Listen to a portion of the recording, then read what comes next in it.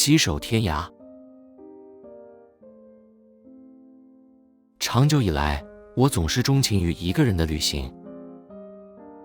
那种天地苍茫、他乡异地的孤寂感，常常在旅途中某个不经意的时刻，或因景物，或因人情的激发，而牵引出自己心底深处那一根根纤细的神经。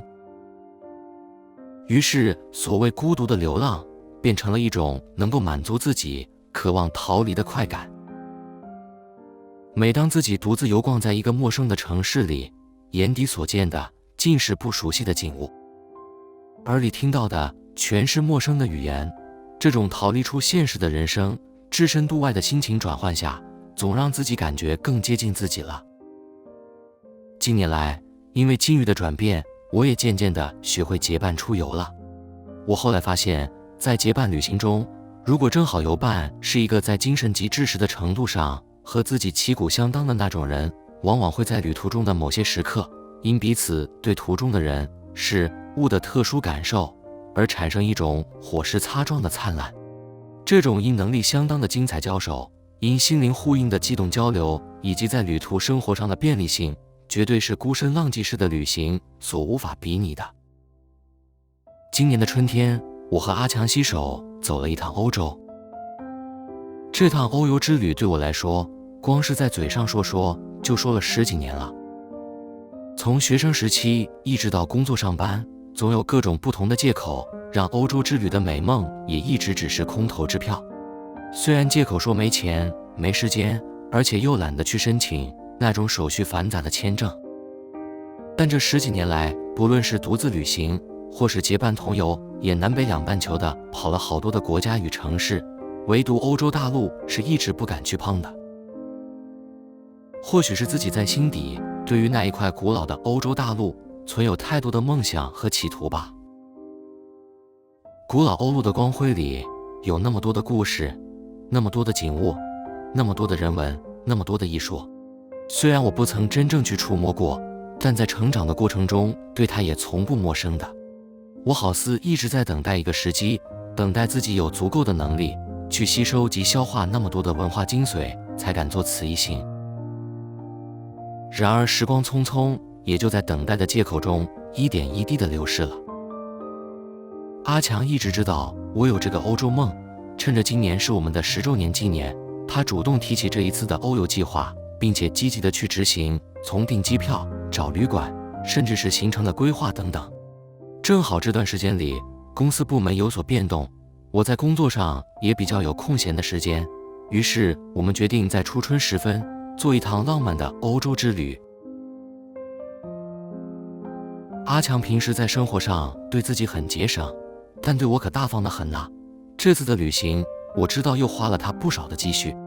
只是我不能跟他抢着付账，这是他的心意，我只得让他去刷卡。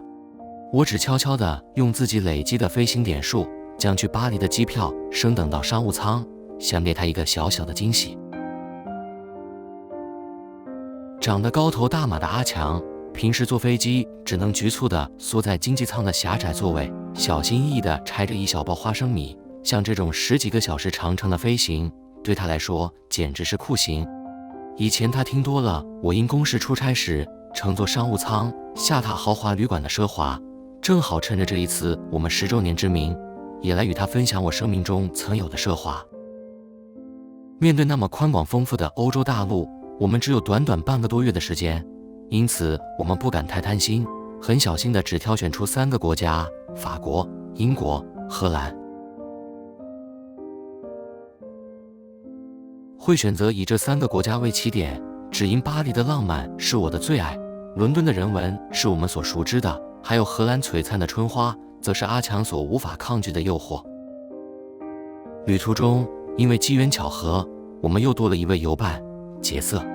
这人也算是个奇人，原本好好的在大学里教书，因为受不了官僚体系，竟毅然地丢下教职，自己跑到一个湖边买了块地，自己盖起房子来，过着闲云野鹤的生活。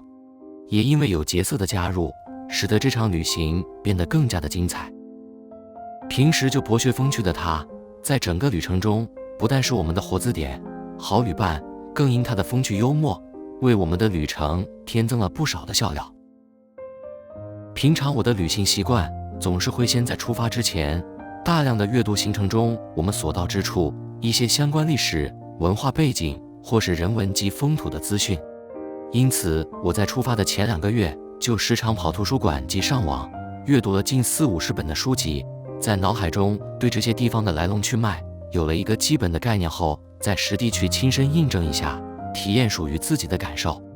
至于旅游指南则大同小异，只是方向及景点的指引，带一本上路就够了。不赶集的旅行使我们心情自在，不血拼的旅行使我们行囊轻松。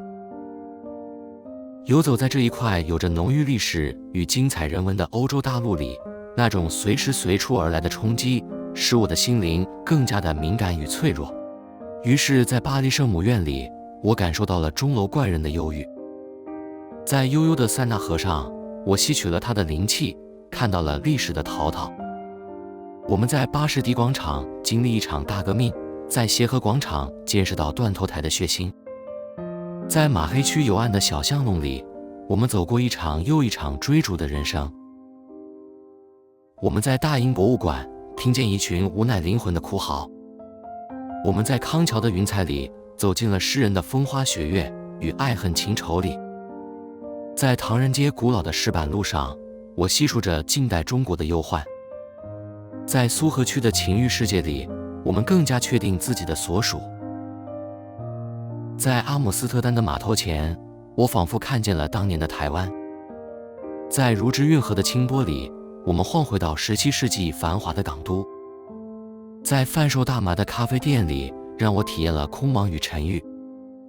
在春花灿烂的花圃中，我们赞叹荷兰人坚毅不拔的天性。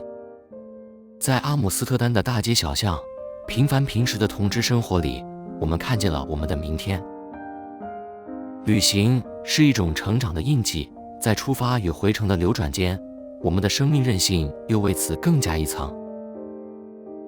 能与心爱的人携手天涯，是彼此修来的福分。沿途的风花雪月，让我们更珍惜彼此这一份得来不易的感情。经历了古老的文化的洗礼，使我们更了解自己并不寂寞。这半个多月来，我们朝夕相伴，走过了一程又一程的路途，途中有2人的欢笑和疲累，有共同面对的惊险和惊奇。我们因快乐而大笑过，我们因感动而流泪过。这种共同拥有的经历，是一个人流浪的路途所无法体会的。也因为这趟旅行，让我们更加了解，能够一起携手漫步在长长的人生路上，是多么幸福的一件事。也祝福天下的有情人都能执子之手，一起携手天涯。2003年夏末，美国加州。